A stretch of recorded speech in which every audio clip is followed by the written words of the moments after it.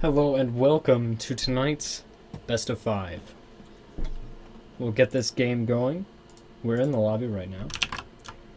Our two players are both from 1337 Pro Gaming Academy. We have Ghoul and Exiled. As you saw in the pre-game loading graphics right there, those are our two contenders for the night.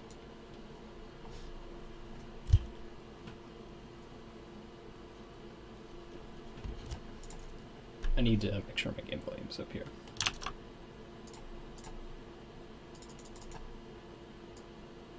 Since we can't hear anything. Oh dear. No game sound at all? Well, that's not good. Oh well. Spawning in the top right side of Cactus Valley LE. Playing for 1F Academy, Jesse Ghoul Kimbler. Spawning in the top left side of Cactus Valley LE, our purple Zerg contender, Exiled. I need to make sure that we can zoom in and out here, just to make the introductions a bit more flashy. There we are. That Overlord skin is beautiful. Now, there are some core aspects of gameplay on this map that really make TVZ very interesting to watch.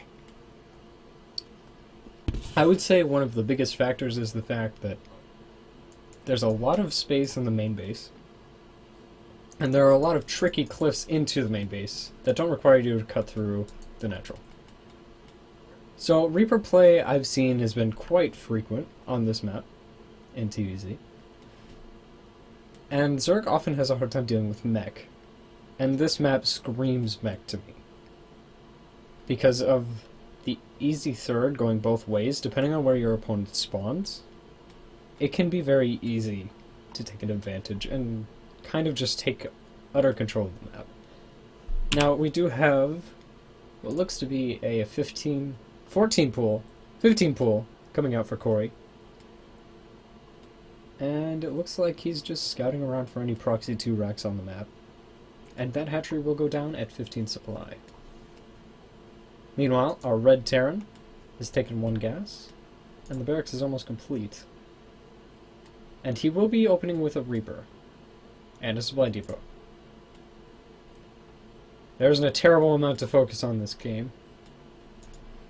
Now, Exile has scouted out his opponent. He does not see any gas taken yet, but he does see an orbital command. So what he can see from this is that he has the barracks up by now. And there will be a factory coming up from Ghoul. I'm wondering if we'll see the quote-unquote Ghoul build. He's made his own unique build for TVP and TVZ that involves multi-pronged Hellion Widowmine aggression. I've seen many Widowmine drops, but I haven't seen Widowmine and Hellion drops in different locations going down at the same time. I've played against it, and it is a pain in the ass. It really puts him ahead in the early game. If he kills 10 workers, then you're almost entirely out of the game. I'll be switching accounts after this first match is done, so that way we have game sound. This Reaper has gotten a deep scout on Corey. He knows that there's a queen out, 2 lings, spawning pool on the way, or done. And he knows there's the natural. Now, Corey doesn't play 3-base frequently. He isn't a greedy Zerg player. But we'll see if he's willing to mix things up a bit for this match. And he does save that drone with the Spinecrawler. These queens are going to be doing work.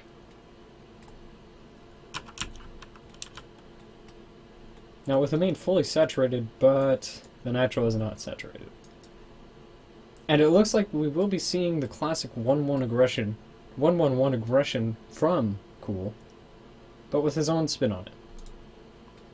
And the spin that I was talking about earlier, everything finishes at the right time to drop 2 Marines, or 3 Marines, and 2 Widowmines. Rather than dropping all the Widowmines in one location, however, he just drops them in each individual base, which is really good, considering this is a diamond player. This is a diamond versus a platinum. And both of these players are on the academy. Now we do see a Baneling nest going down for Exiled. And I'm kind of interested to see how he's going to react to this. Because there are 2 Widow Mines and 2 Marines in this drop. And the Hellions are parked outside of the natural waiting. But he does have a decent wall up going on here. I thought that Spine Crawler had finished, but it did not. Which is going to be unfortunate. This could lead to disaster. Oh, and the Hellions are going to get caught out here by the Zerglings. Scouting aggressively, beautiful way to handle the second prong of aggression before it even hits. We do have 2 more barracks coming down at home for our red Terran player, and a lair on the way for our purple Zerg. The Spore Crawlers have already finished on every base, which means every base will have detection, and the Widowmine should not be doing much damage here. In fact, he will lose that medevac before the Widowmine drops, so there is not much threat from either of these anymore. And Corey is free to mine on both bases. He does have a slight advantage, as going 1-on-1 in that style means that the Terran player gets a much later natural down. However, he can transition out of it and play standard bio. As we can see, he has 4 barracks, 1 on the way. 1 with the tech lab, 2 with the reactor, and we'll see what his last add-on is. But Stim is just about halfway done.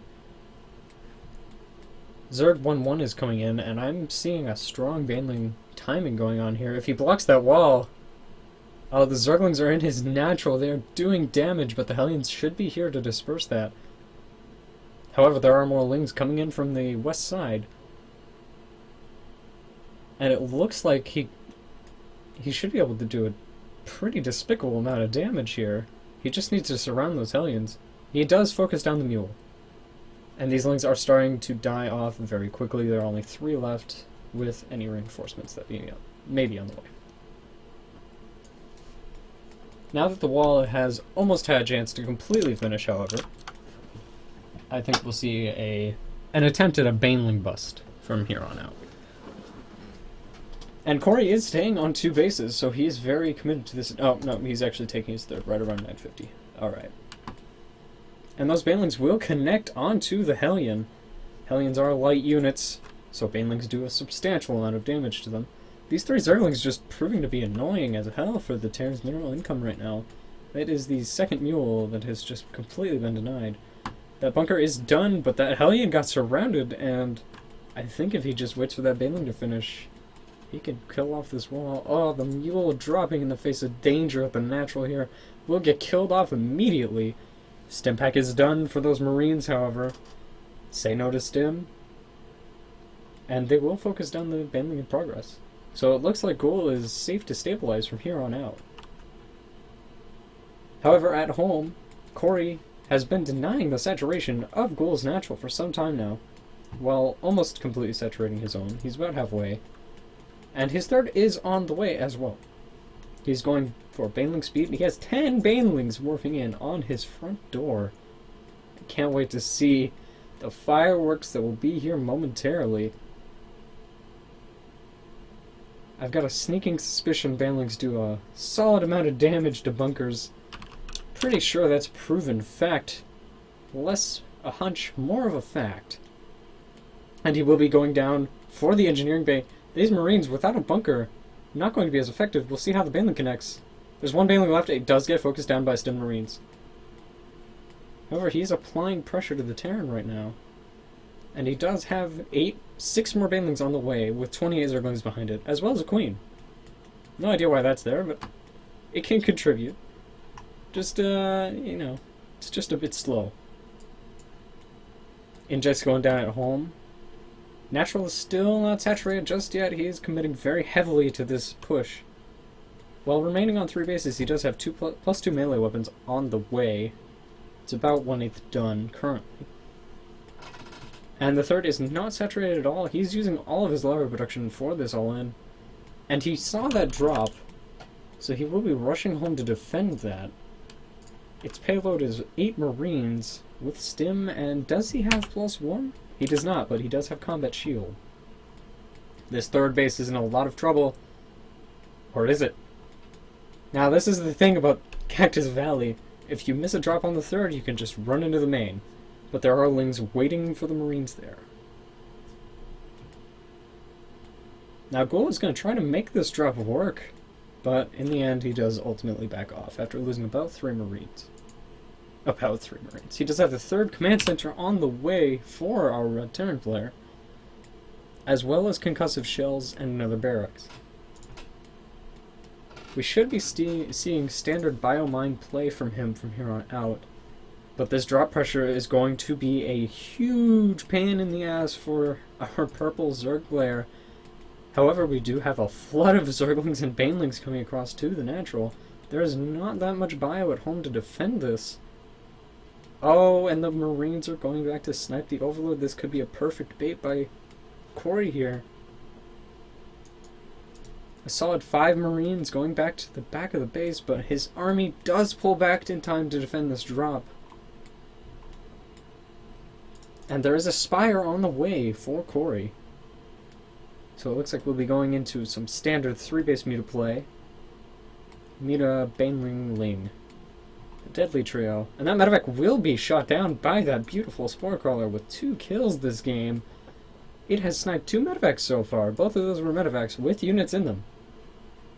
I say this building deserves an MVP award for this match. There's another medevac coming down to the southwest corner of the map. Looks like it's just taking a wide detour around or finding a spot to heal that bio to drop again. We do also have a hive on the way from Corey. So it looks like he won't be committing too heavily to the current push that he is doing. And that Spire is also not done yet, so there are no Mutalisks on the map. However, the third base of Ghoul is going to attempt to land. It's going to see a lot of Banelings on the way. This could be the game. This is a very volatile situation. If I were Corey, I would wait for the Mutalisks to attempt to bust the natural. And oh no, there's a huge worker transfer coming from the natural to the third, and he's going to lose a lot of workers off of that. However, the bio and mines are coming up from the right side. Forces the liftoff of the third command center, denying a lot of mining time on that base and killing several workers. He just killed about 19 workers, counting his initial assault. So I would say this is going in Corey's favor for the moment. However, he's a bit gas-starved. He does have 7 Mutalisks on the way and Flyer Carapace. This is something we rarely see from Zerg. We do have current upgrades to 1 melee for the Zerg player. Beautiful creep spread coming on the east side of his bases. He does have about 2,000 minerals banked, so we'll see what he does with that. And those Mutalisks are going to catch that drop out. Doesn't even get a chance to drop the unit. Oh, and we're seeing a Baneling landmine here. Many Baneling landmines here. Should a Bioforce step over this area, it's not going to go well. Things that explode in your face, that typically kill you, are deemed to not be very healthy. And most of these Marines are already stimmed, they're on the stim packs. They need rehab, but Banelings are just not going to help them. In fact, it would do quite the opposite. Now we do have about 400 gas and 2,200 minerals coming out from Corey right now. We'll see what he decides to do with those.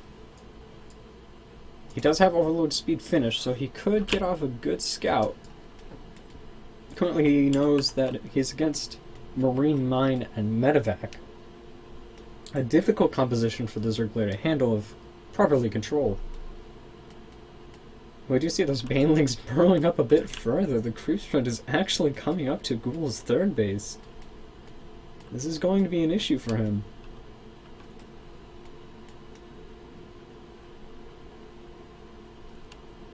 And right now we do see the supply lead slightly going in favor of our purple Zerg. However, a lot of that is in Banelings. And here comes Ghoul's force moving out, and we do have a pause. We're going to figure out what the issue is.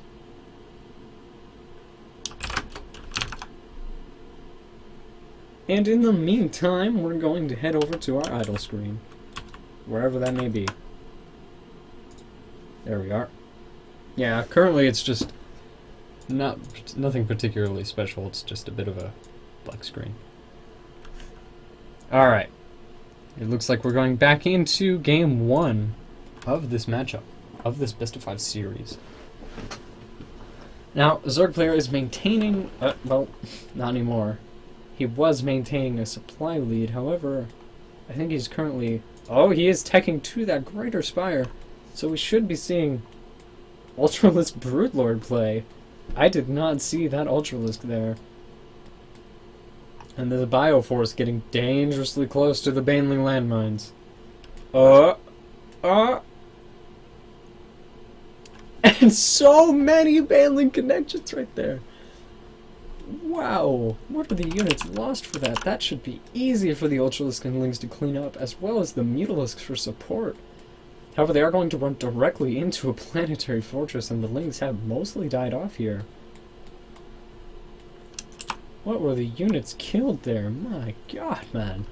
So many Banelings all connected directly to the perfect amount of bio. However, we do have a drop coming out to the western side of the map. It looks like he will be flying over to Corey's third base. Not fourth, third. However, this queen should be able to intercept it. He does not have vision of the high ground. He does see the drop coming. But does he see it? I don't know. That's the question. And that Spore Caller. Oh, the Corruptors are also in position to sack that medevac. He does pull back the entire army, not taking a risk with this. Ghoul could take advantage of this by marching his bio and mines over to his fourth. Though he wouldn't get much done because there are only 2 workers on that base currently.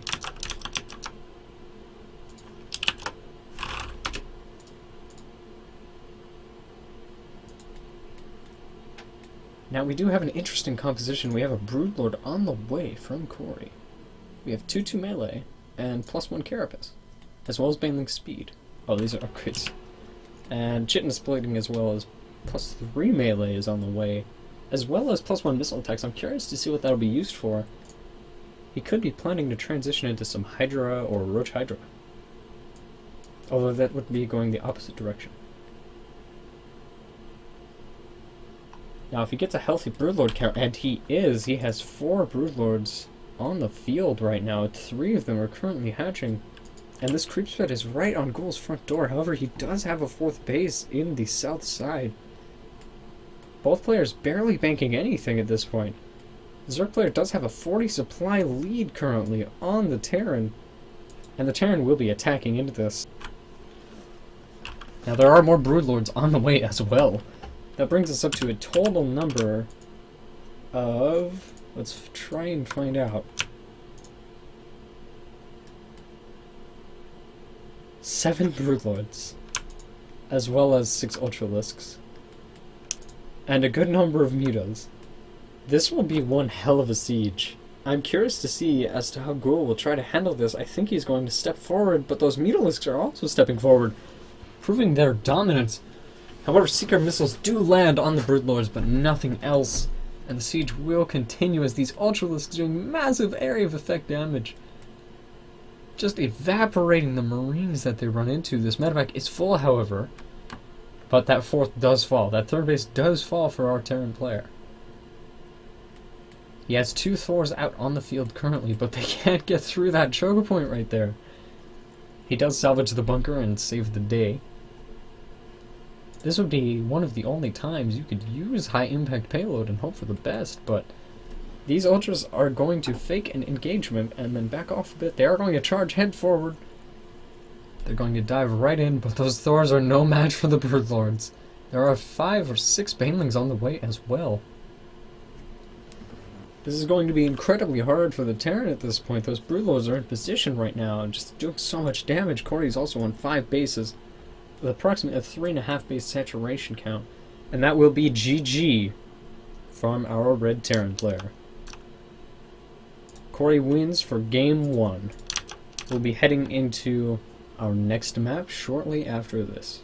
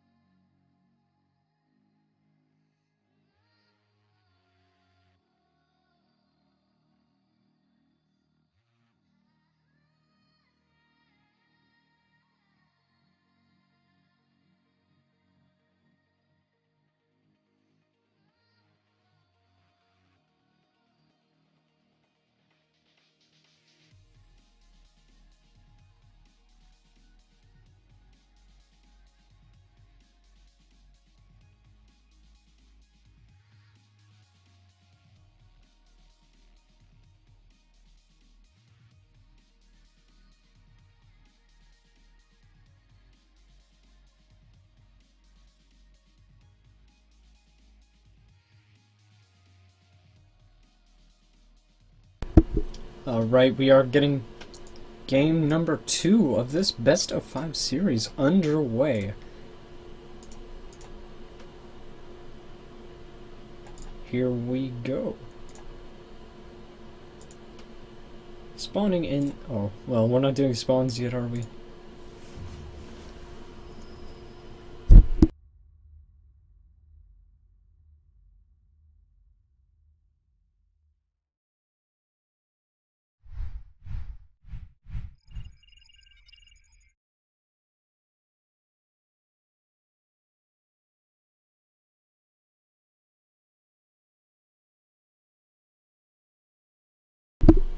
Spawning in the north corner of Vani LE, we have Corey Exiled Matthews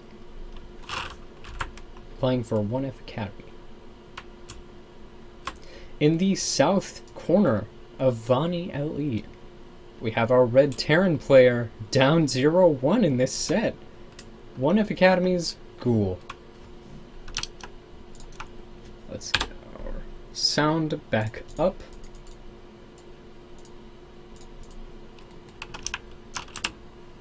Now, on the last map, we saw it go to a hyper late game situation where the Zerg player had done a good amount of Zergling Bangling Mutalisk pressure through the mid game and transitioned into Broodlords. Broodlord Ultralisk is a scary composition, and I never thought I would see it work. I cannot say I was expecting that. Now, on this map, it is a bit more Terran favored, particularly because Ghoul likes to 1-1-1. However, it looks like we're going to have a CC first from Ghoul this game. An interesting choice on a very small map. It is large in vertical terms, but not nearly as large as something along the lines of Cactus Valley, which is what our first map was played on. The barracks will be going down at about 14, so it is a bit delayed. However, we do have a 14 hatch coming from Corey, as well as the pool and an early enough gas to get out speed. That queen will be on the way, be out shortly. Now, I see a lot of Zerg 3-base play on this map. I'm just wondering if that will be the case. We do see a second barracks coming out of Ghoul. I'm wondering if we will see just a flat-out standard Marine Marauder medevac style from him, or if he will do a good job of incorporating the mines, as he did the last match.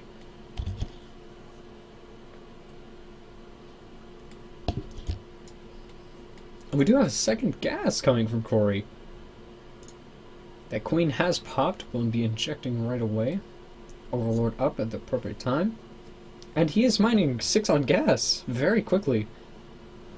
I honestly have no idea what he could be setting up for it. Oh, he does only have 5 on gas now. Alright. 4. Alright, 4 on gas for our purple Zerg player. And speed is on the way. So we'll see some type of speedling pressure, if not all in. And those are Marines coming out of those double barracks, and a bunker coming down at the front door for our Red Terran player. Now that Overlord won't see anything yet. Both players are completely blind as to what the other is doing. It's anyone's game right now, as it should be. I feel like that was fairly obvious. We do have 3 on gas just now coming up for a Ghoul, and we do have 2 mules on natural. It brings his income up to a solid 1,000 mule power.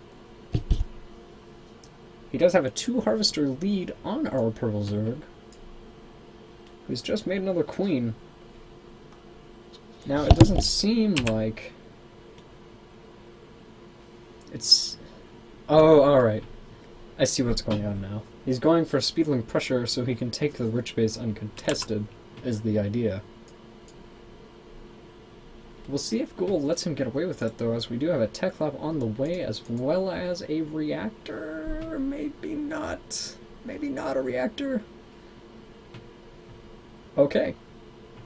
We do see a third CC coming out for Ghoul, and there's the reactor. Exiled scouting around with his Zerglings. Knows so far that he's being contained to 2 bases. Soft contained, not really. He just knows that he doesn't have a 3rd base yet. And I did hear a scan go down in the main base of Exiled. And he won't see too much. He'll see that he has double gas, and oh, here comes the sneaky drone transfer. He's transferring a lot of drones over to that rich base. If he gets away with this uncontested, he could be in the position for a really strong game. We did have the Baneling Nest going down about 15 seconds ago or so, but that natural just is not saturated at the moment, neither is the main. However, the trade-off is that he is mining at a ridiculous rate now. Once this counter is correct, he should be up to an income of about 900, if not 1,000. However, the might of mules stands strong with Terran, as we do have Terran constantly dropping mules, with only exception being that scan in the main base for the scout. We do have our Terran going up to a total of 4 barracks. The 3rd CC is on the way down to the 3rd base location. The Zergling should see that there's an army directly in front of them, and they will scatter away. However, they will not see that there's a 3rd base going down. But we do have a lot of Zerglings on the map. For our Zerg player has a 1 supply lead, which does not mean much. And these barracks are going to chill, do nothing for the time being. We'll see if he hits that 10:30 medevac timing.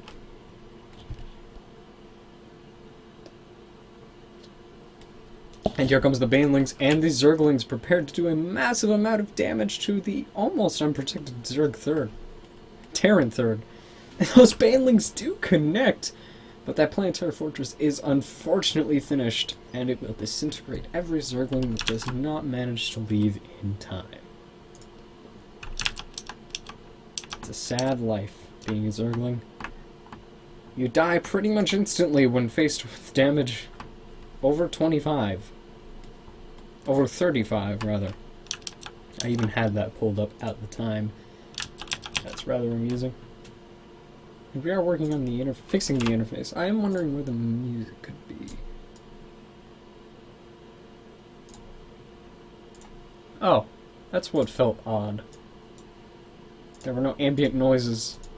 We do have a double Evo chamber going down for our Zerg player, as well as a Roach Warren. How did I miss this?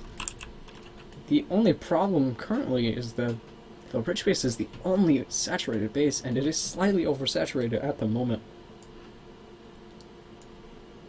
We do see Banelings fruitlessly chasing after Hellions, trying to kill them with all of their might.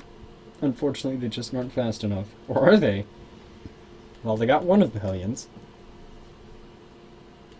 That was mostly just the Hellion being in the explosion range of the Baneling dying.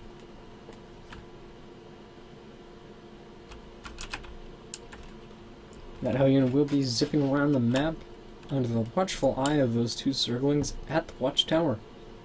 He does have decent, really pretty good map positioning here with his units to see just what's happening out and about on Vani Research Station here in Game 2 of our Best of 5 series.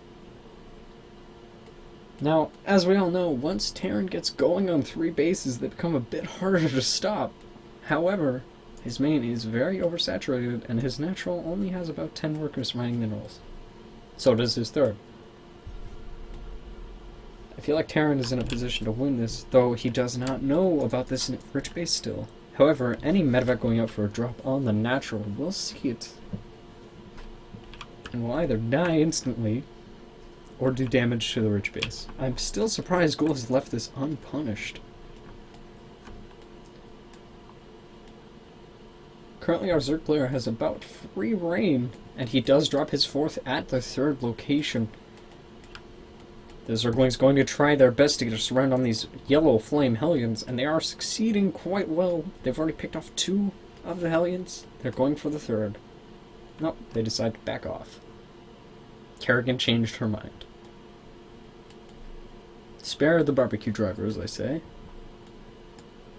Now, he also does have that Overseer out for any Widowmine drops that may be coming, as Ghoul is a bit notorious for doing this, but here is the 1340 medevac timing going out onto the map. That Overlord did see all of that.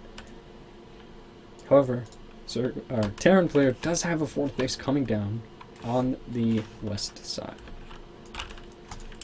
And now this medevac's going to see the creep and think, huh, this isn't right. We'll boost ahead, and that Sporkall is going to do some massive damage. However, there is no queen in position. Those Zerglings getting ready to cut off that drop. There will be 2 more Evo Chambers going down. 4 Exiled, and that drop will be hitting the natural. Will it do enough damage? Not really.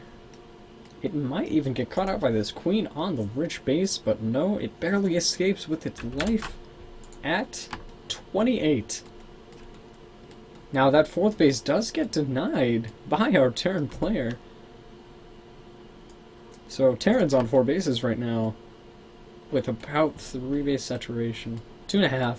No, probably closer to 3. As there are a bunch of SCVs coming up to this 4th base. At this point, he could build just about whatever he wanted to, and he would have an economic lead. It's just such a large gap. That Spire is finally going to come down for Corey. Ah, he does have a Hydra Den, so he could be going for Hydra here. His active army consists of 30 supply, favoring Exiled, and 95 supply on our red Terran player. However, he does have a lot of inactive workers just milling about over here. Not doing their job. Just kind of protesting. There we go. We will get them on the mineral patches. Mining. All set. Now we do have a 30-ish army supply over here for our Zerg player. He's banking about 2k total. 1k gas, 1k minerals, 1.5 minerals. And I'm curious to see where he'll put that supply.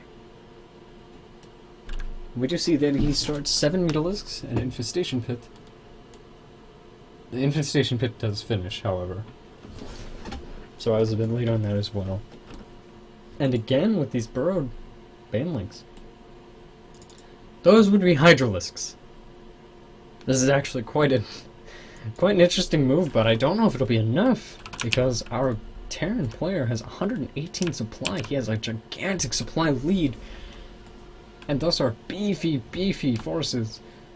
These banelings have to do a massive amount of damage. They do connect, but I don't think it'll be enough. Our Zerg player may have to GG shortly. He does have about 1.6k in the bank. Loses that 4th base, and will try to reinforce the west flank with Zerglings. Hellbats do a fine job of cleaning up Zerglings, though, even if they are not Blue Flame. Currently, we just have 2 more Needles on the way, trying to fight against this bio, but it does not look like it's possible to come back from this point, unless he moves his bio like that. In which case, the Zerg player may actually win this engagement.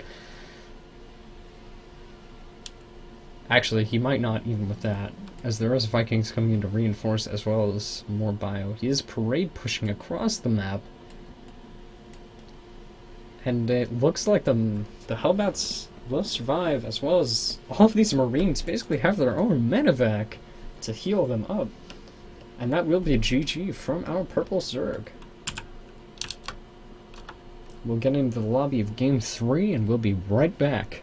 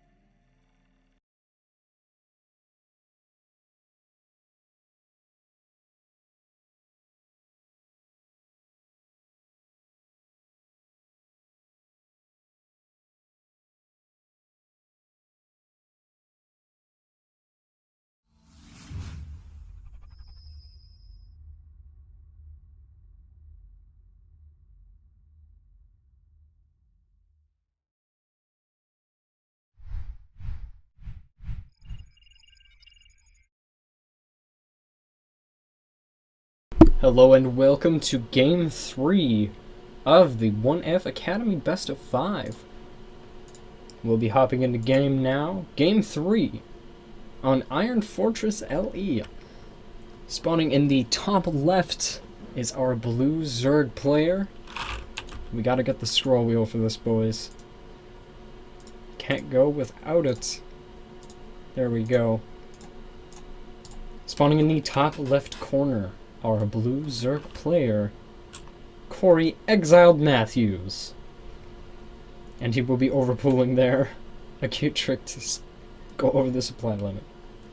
Starting in the top right corner of Iron Fortress LE, our red Terran. Give it up for Jesse Ghoul Kimber. That beautiful 1F badge right there, signifying which team they are for. Starting off this game right away with an Overlord scouting to the top right. That's very exciting. No, but in all seriousness, we do have an SCV going up for a very early scout rather than a Reaper scout. However, he is going counterclockwise. He's going clockwise, which will mean he will see both of the other spawns before seeing the actual spawn. We do have a 15 Rex coming out for our Terran. 14 Rex. Actually, these two should be flipped. I do not remember how to do that, though. Unfortunately. I'm going to mess around with the hotkey and try to find it. Ah. No. Well, now we know how to hide that. This interface is a bit silly. We don't want to disable the sound. That's not what we want to do. You know, I think this is the first time I'm ever going to do this, but let's look at the help tab. Let's just figure this out. I'm not sure I can, actually. Oh, there's a menu over here. Nope, there's not. Alright. I tried. We'll leave it like this, despite it being very confusing. In the future, I'm going to upgrade the game alert rather than using this horrible interface, as I keep forgetting to change it every game. We do have 6 on gas for the Blue Zerg, with the Queen on the way, as well as an Overlord and 2 Zerglings. We do have a CC coming down in the main base, playing it a bit safer this time, with a second Rex on the way. Speed just started for our Blue Zerg, and he has switched to 4 on gas.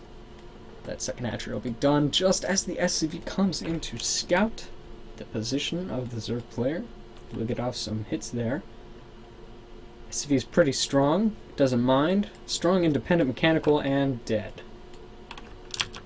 Add that to your list. Sorry, we had the wrong overlay going there.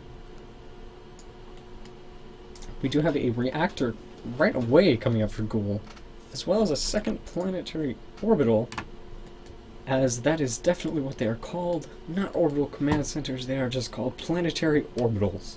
If you ask me, that is a far better name, though very inaccurate. And Corey actually doesn't know where his opponent spawned yet.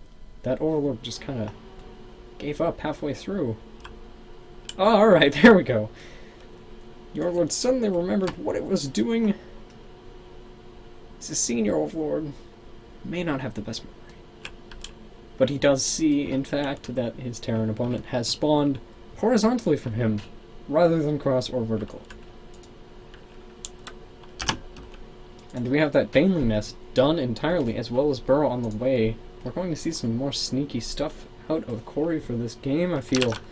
Those Baneley Widowmines really hit home. They're a lot of fun to observe, and I would imagine use, however, not so fun to die to. Just a thought.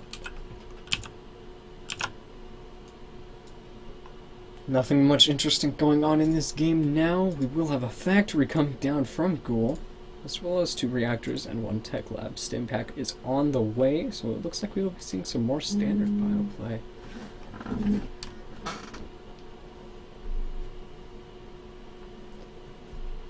And he will be starting to wall that off for fear of a Zergling all in, and rightfully so. That is something to be afraid of.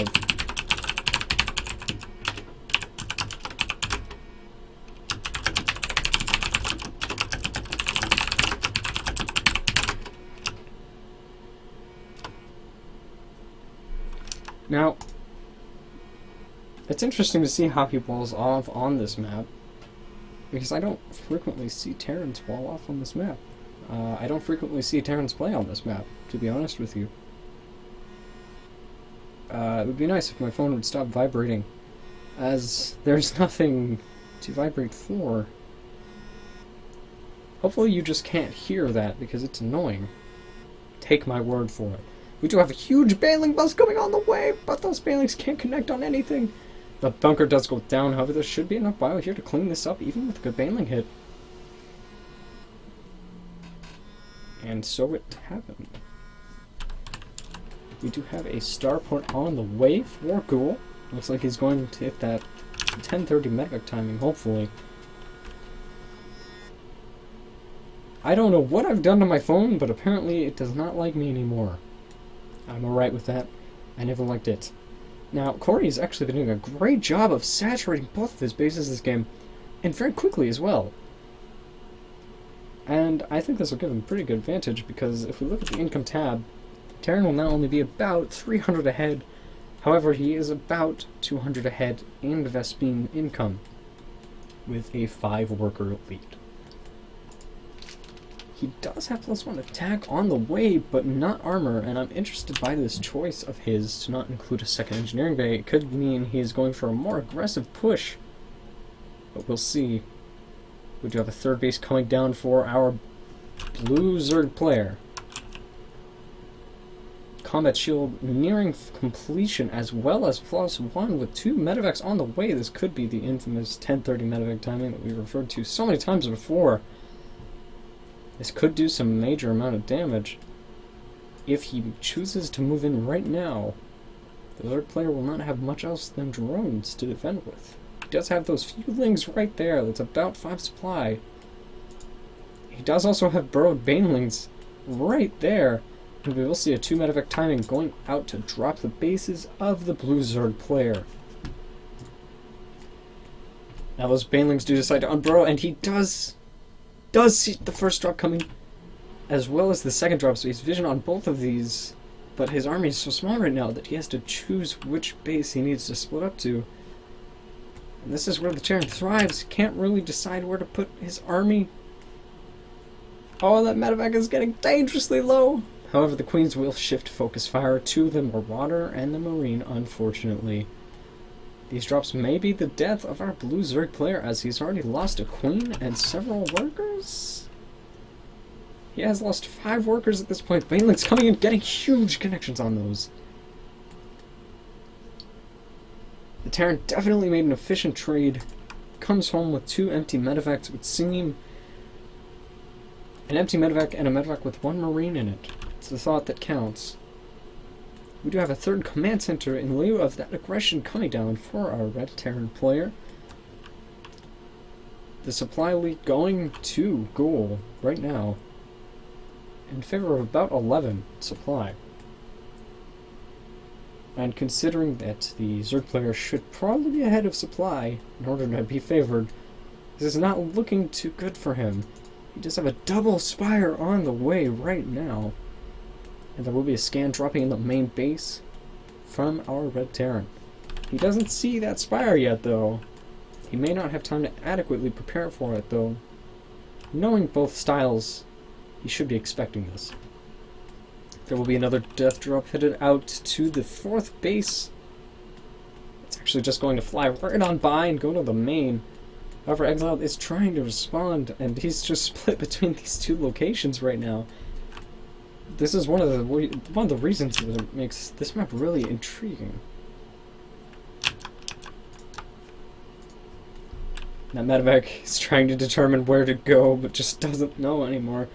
Does finally decide on a spot in the main base, where there are only about 7 Zerglings. He will kill the detection, stims up for it, and that Baneling does not connect on anything important. Just the Marauder, and oh, got surrounded by Zerglings there. That was a beautiful surround. There's a mass of Banelings. How many Banelings is that? That's something along the lines of 15 Banelings right along there. Do we have Baneling speed out or on the way? No, we do not. However, we do have a double spire down already at the 13-ish minute mark, 14-ish minute mark. Now, the Zerg player is on 4 bases currently, but only 2 of them have half saturation, so he's on 1 base saturation. If we look at the income, the Terran has a harvester lead of 20 workers, which is just insane. His 3rd base is on the way. He has a decent amount of Marine Marauder and Hellions / Hellbats. Does he have the armory? He should. He has +2 on the way. If he doesn't have the armory, then he's hacking. Now, he does have a lot of capable marine production, as well as a 2nd starport and factory on the way. This means he wants to transition a bit more to the mech-heavy style. Now, I'm curious to see... Yeah, that will be a planetary coming down at the 3rd location. It makes me wonder... Yeah, okay. Spawning in these positions on this map is really interesting, because you can just as easily put your base here, and if you're going really mech heavy, you could just siege their 4th. But that's not what they've decided to do this time around. And we do have +1 attack on the way for air weapons for the Zerg. We don't have a queen in the main base. It seems she is protesting. We do, however, have a queen injecting on the 3rd, natural, and 4th. Unfortunately, none of those are saturated yet. Now, Corey is banking about nothing. He's banking about 500 gas and 100 minerals, currently bringing him to a total of 600. That natural is very heavily saturated. And he does have +2 carapace on the way. Now, I'm curious to see what he can make of this, as he currently does not know about that base of Terrans yet, so he will be going straight to the natural. 2 Mutalisks, a Baker's Dozen of Banelings, and several other Zerglings. And it looks like 3 more Mutalisks just finished up, as well as another batch of Zerglings. 4 Mutalisks have just finished up. Now, the thing with having so many Banelings is he can Baneling mine, like he has been in the past several games. I'm not surprised he's doing this in Game 3. I think it's pretty great. However, we do have a Hellbat drop at the 4th base of our Blue Zerg player. Those Hellbats not doing much work aside from providing a distraction. However, a Marine drop at the other 4th, the other 3rd base, coming down and actually doing a lot of work. He does lose the medevac, however, meaning that every Stimpack will cost him a lot more from this point on. However, he is trading up with those Mutalisks, and that dropped in a fair amount of damage. However, we do still have the capability of a dual Spire and these Banelings. If he's creative, he can win this game with those Banelings if they connect. It's in a fairly good location as well, where the creep may encourage the Terran to walk up to about this line, just so that they're not quite fighting on creep, but they can clear off a bit of the creep. However, he will probably scan for these creep tubers anyways.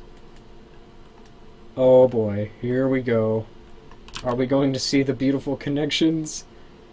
The Banelings are going to unburrow and get a fair amount of connections.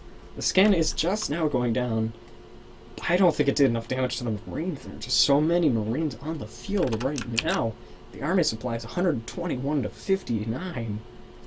And a lot of that is in Mutalisks. This is going to be very hard for Corey to come back from. And we do have a large Marine Marauder Hellbat force with a Thor backing it up on the way to Corey's main base. Or on the way to some base. On the way to his natural, however, there are many Banelings finishing here. And they will choose to back off instead of stepping forward. Stim on those Marines, going to cost a fair bit amount of health, but there are so many medevacs in this army. There are about 10 medevacs in this army, along with 3 more Vikings and 2 Ravens. Just 1 Raven. I feel like from here on out, the Terran player can just parade push as he is doing. Corey banking about 1.5 thousand to try and determine how to react to this. He does have a 5th base coming down here, which will be replacing their 2nd, 3rd.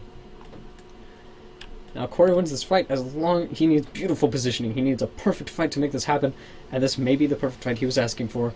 The surround was beautiful here, and the Banelings got a fair amount of connections, but it just wasn't enough to clean it up. That Thor doing massive amounts of work in the field. And we do have more Banelings on the way, however we still do not have Baneling speed, and that has been so crucial throughout this game. He will evacuate the drones off of that third, fourth base, and he will cancel those banelings forcefully. There are drones heading back over to the Red Terran's third base spot in the north. Terran is running on 4 bases currently. 2 of them are orbitals. And he still has a 4 harvester lead. However, a lot of those are inactive drones, such as this base and this base. Meanwhile, this Bioforce with the Thor is pushing forward into Corey's side of the map, and it's just doing so much damage to the harvesters, as well as everything else in its path. And he does scout this position, forces the cancel, and those drones are surely dead. This is 3-3 Bio at this point. It's going to be almost impossible to stop with his army composition. If he had bailing speed, he might be able to salvage a good fight from this, but it just seems to be not enough. He does have 4 Broodlords on the way. No, those are Overseers. Got me excited for a second. Got me very excited. But with that being said, he does have a large force on his front door that he has to worry about at this point. And even a drop on his 4th base, the last pieces of his income are starting to fall here. And it just looks like this Marine force is just going to do too much damage. I don't think there's much Corey can do at this point.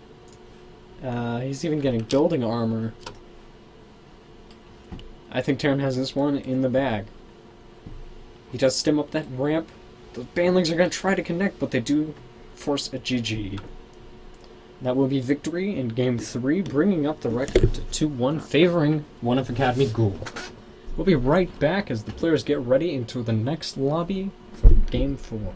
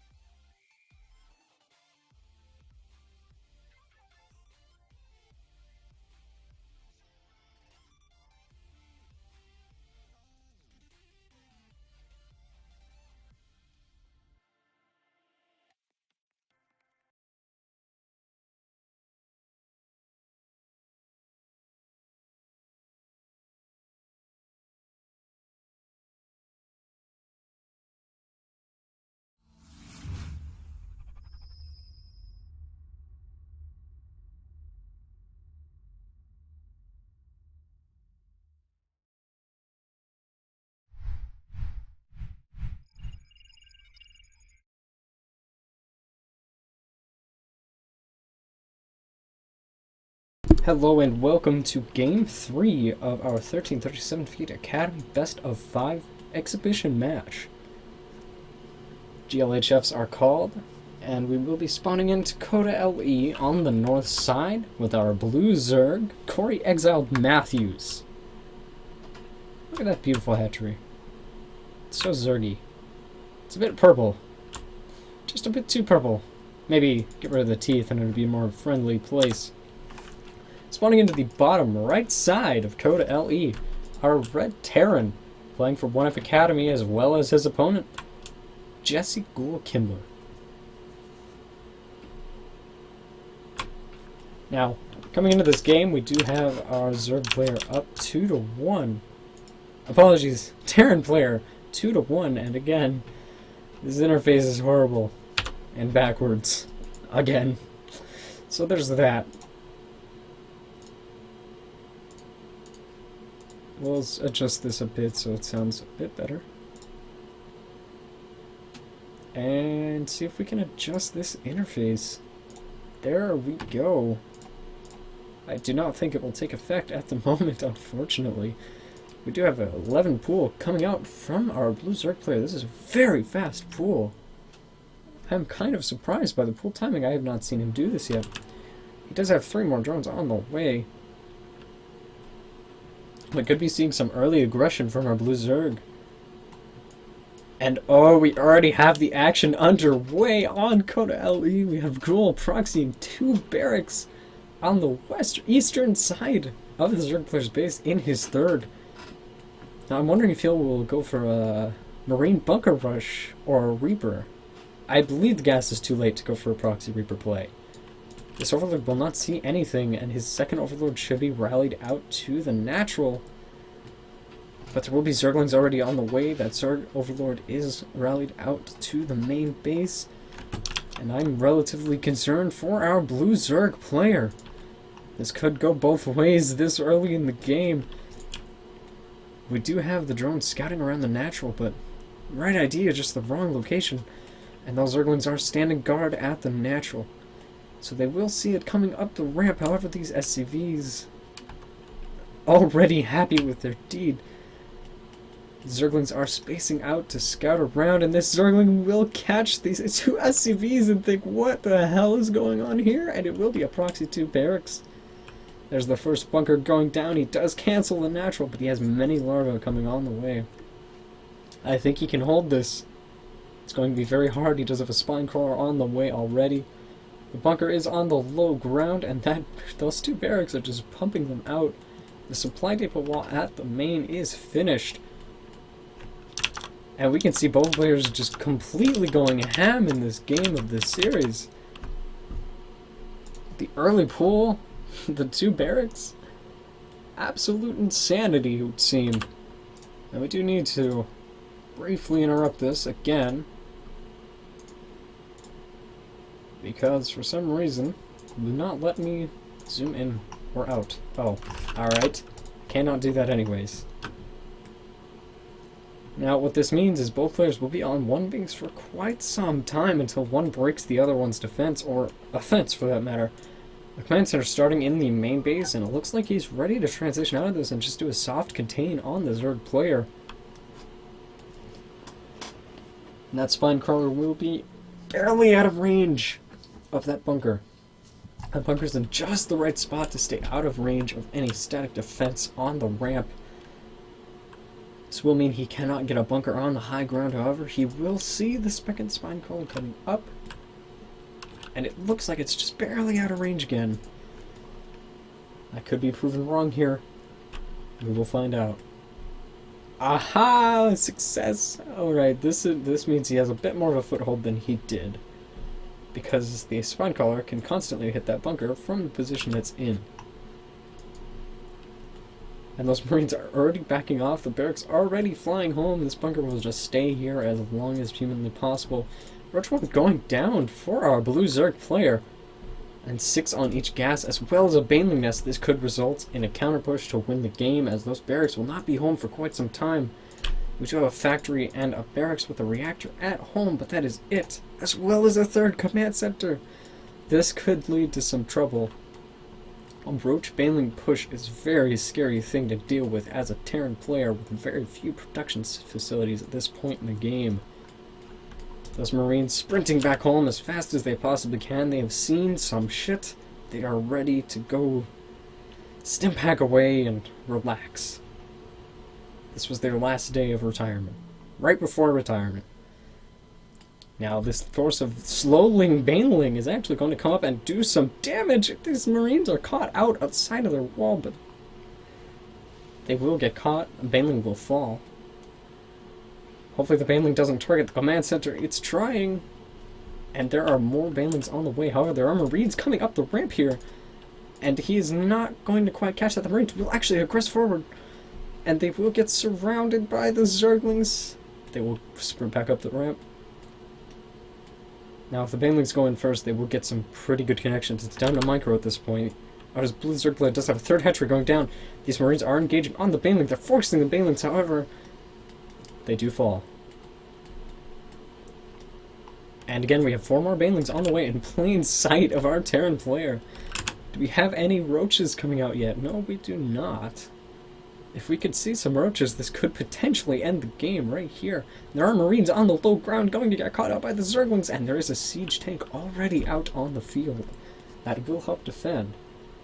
And it looks like the Marines are just here to bait the siege tank shots, but not quite. He is starting a proxy hatchery underneath this command center, and we are calling for a pause.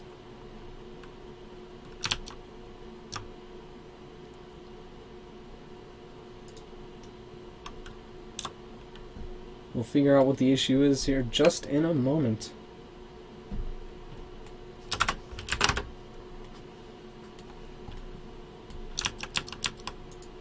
And we will have an unpause.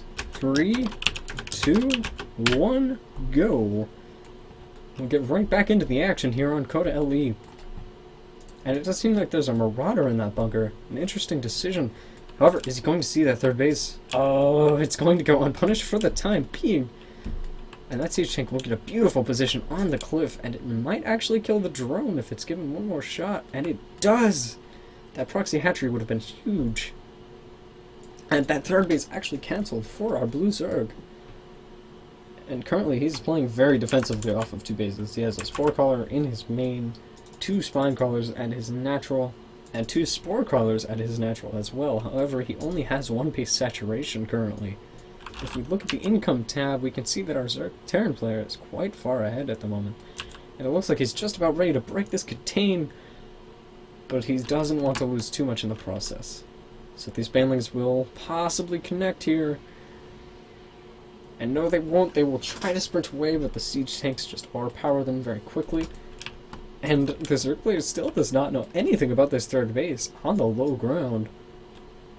This could potentially end the series for Corey if our Terran player wins the game. And we do have some saturation going down on the natural base for Exiled. Queen on the way? No. Alera's on the way.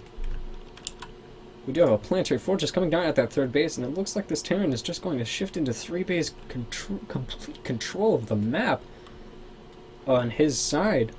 These overlords are just here to scout for drops that may be going out of this north or southern sides. We do have a decent amount of creep spread by our Zerg player. And we do have a Nidus play coming down. Oh boy, this could do some damage, folks. SCVs are primarily transferred over to that third base. There's not much mining in the main anymore. Still 6 on gas for our Red Terran. And it looks like he's ready to push out into a Tasia-esque Marine tank move. Timing attack. We do have a Nidus Worm already coming down in the main base of our Red Terran. He doesn't see a thing. It's just barely out of his field of view. And it looks like the Zerg player may very well have enough army to do some damage here. He does hear the Nidus and he freaks out a bit, saying, oh my god, where is the thing? And he does know that it's in the main base.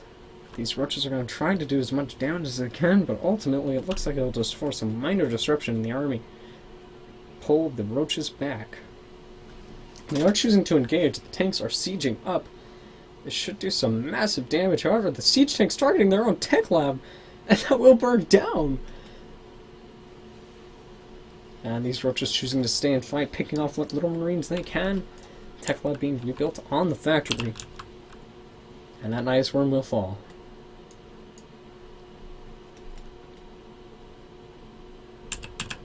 In production for our Zerg player, we have a third base coming up right over here. 4 Zerglings. And that seems to be it for the time being.